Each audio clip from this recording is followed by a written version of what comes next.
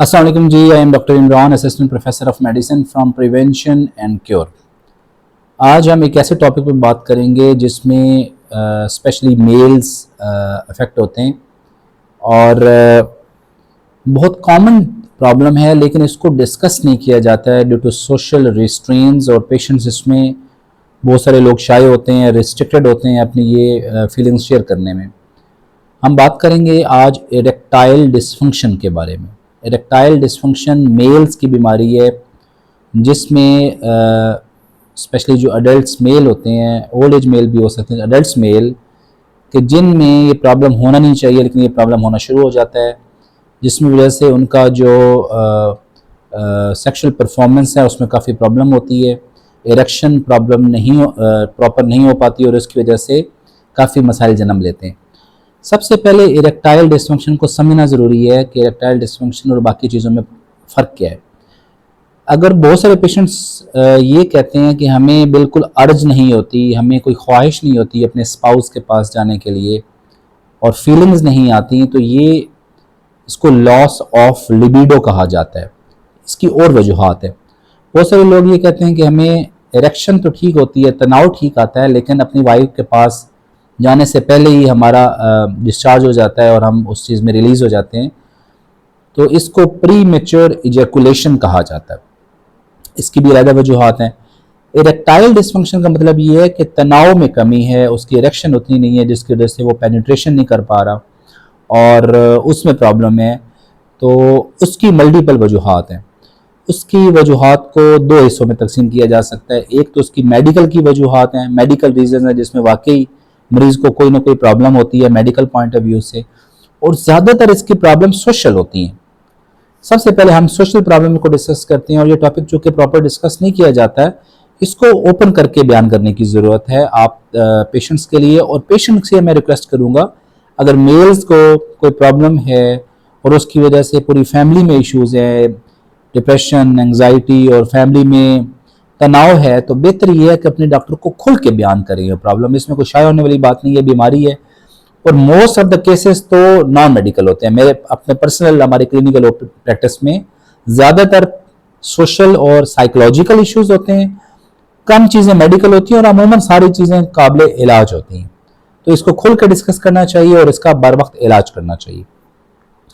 Social problems में सबसे बड़ी कॉज तो ये है कि मेल और फीमेल की लाइकलीनेस ना हो, एक दूसरे को अंडरस्टैंड ना कर पा रहे हो, एक दूसरे के साथ उनका रब्त ना हो, तो उसमें डेफिनेटली ये प्रॉब्लम हो सकता है। और स्पेशली जो न्यूली वेड कपल्स होते हैं, नई शादी होती है, तो फर्स्ट 2-3 डेज़ के लिए उनको काफ़ी ज़्यादा हेजिटेशन होती है और उस हेजिटेशन और स्ट्रेस की वजह से वो परफॉर्म नहीं कर पाती। ऑल्दो वो बिल्कुल बाकी नॉर्मल डेज में उनकी इरेक्शन अमूमन नॉर्मल होती है, लेकिन एक्यूट डिस्ट्रेस में और नई इवेंट में उनको ज़रा प्रॉब्लम होता है और उसकी वजह से वो उसका शिकार हो जाते हैं। उसमें ऐसे लोगों को अगर कोई मेडिकल कॉज नहीं है, उसको हम चेक करते हैं, तो इनको बड़ा आसानी से हम इलाज कर सकते हैं। उसका इलाज हम एंड पे डिस्कस करते हैं।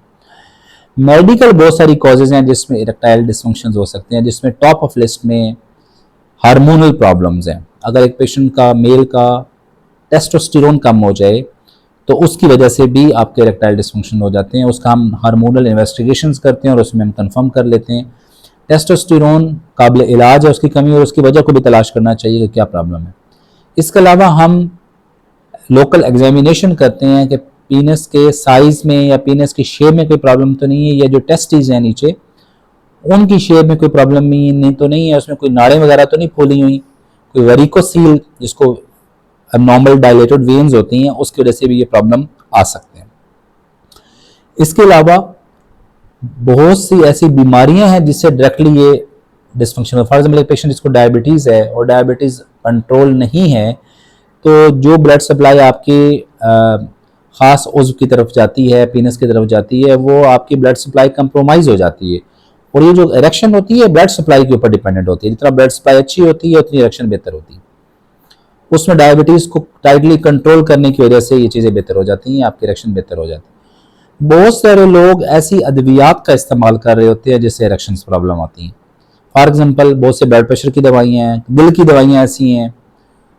इसके अलावा जो है प्रोस्टेट की एक दवा आती है मैक्सफ्लोडी के नाम से, जिन लोगों को प्रोस्टेट का मसला आता है, इसलिए पेशेंट को पहले हम काउंसिल करते हैं कि ये प्रॉब्लम आ सकता है।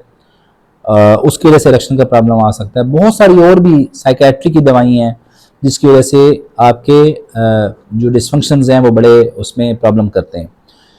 तो अगर तो आपका डॉक्टर इसको तशख़ीस कर ले और वो दवा देना भी ज़रूरी हो तो मुमकिन है उसका सब्स्टिट्यूट हम इस्तेमाल कर रहे हैं, उसकी जगह पे रिप्लेसमेंट इस्तेमाल की जाए, जिससे दिल का या ब्लड प्रेशर का मसला भी ठीक रहे और दूसरा आपका इरेक्शन का प्रॉब्लम भी ख़राब ना हो।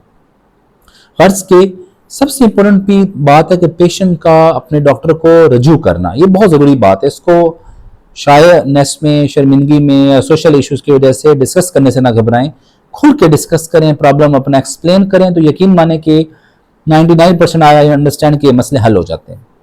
और आप बहुत बड़ी घरेलू प्रॉब्लम से, एंग्जाइटी से, जब परफॉर्मेंस नहीं होती मेल की तरफ से तो और डिप्रेशन में जाता है, उससे और प्रॉब्लम वर्स हो जाती है बेहतर होने की बजाय।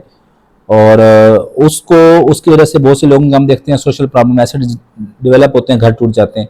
तो बेहतर ये है कि इसको डिस्कस किया जाना चाहिए। और मैं तो समझता हूँ कि दोनों कपल्स, हस्बैंड वाइफ दोनों को डॉक्टर के पास आना चाहिए और अपनी प्रॉब्लम को खुल कर डिस्कस करना चाहिए, प्राइवेसी में, कॉन्फिडेंशियलिटी में, तो उसको ट्रीट कर सकते हैं। अगर तो इसकी कोई कॉज मिल जाती है, अगर कोई खास मेडिसिन है, टेस्टोस्टेरोन का मसला है, कोई हार्मोनल प्रॉब्लम्स आते हैं, कोई शुगर ब्लड प्रेशर का मसला है, या कोई मेडिकल प्रॉब्लम आती है, उस मेडिकल प्रॉब्लम को ठीक करने से ये मसला खुद ब खुद ठीक हो जाता है।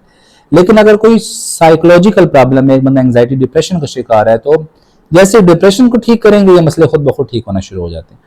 बाज़ दफ़ा ये होता है कि सिर्फ हेजिटेंसी की वजह से, स्पेशली वो लोग जो नए न्यूली वेड कपल्स होते हैं और डर जाते हैं, खौफ खाते हैं, हेजिटेट करते हैं और इरेक्शन नहीं हो पाती, उनके लिए ख़ास किस्म की अद्वियात बिल्कुल मौजूद हैं, जो कि वंस अ वीक या ट्वाइस अ वीक, या जब भी आपने अपनी वाइफ के पास जाना है तो उसके लिए आप हस्ब ज़रूरत आधी गोली या पूरी गोली वो आपका डॉक्टर आपको प्रेस्क्राइब करता है, वो आप इस्तेमाल कर सकते हैं। यहाँ पे मैं उनका नाम तो नहीं लूँगा मेडिसिन का, ना डोज बताऊँगा, वो आपका डॉक्टर आपको डिसाइड करता है। पेशेंट, फॉर एग्जाम्पल एक पेशेंट है वो दिल की कुछ अद्वियात ले रहा है, जिस तरह नाइट्रेट्स ले रहा है, डिफरेंट दवाइयाँ आपके ब्रांड्स आते हैं, तो उसके साथ इसको ऐड नहीं करना होता, उससे आपका ब्लड प्रेशर बहुत लो हो जाता है। तो ये पेशेंट सिनेरियो बेस होता है। अगर आप कार्डिक पेशेंट हैं, ब्लड प्रेशर के मरीज हैं, तो मुमकिन है आपकी डोज को एडजस्ट करना पड़े।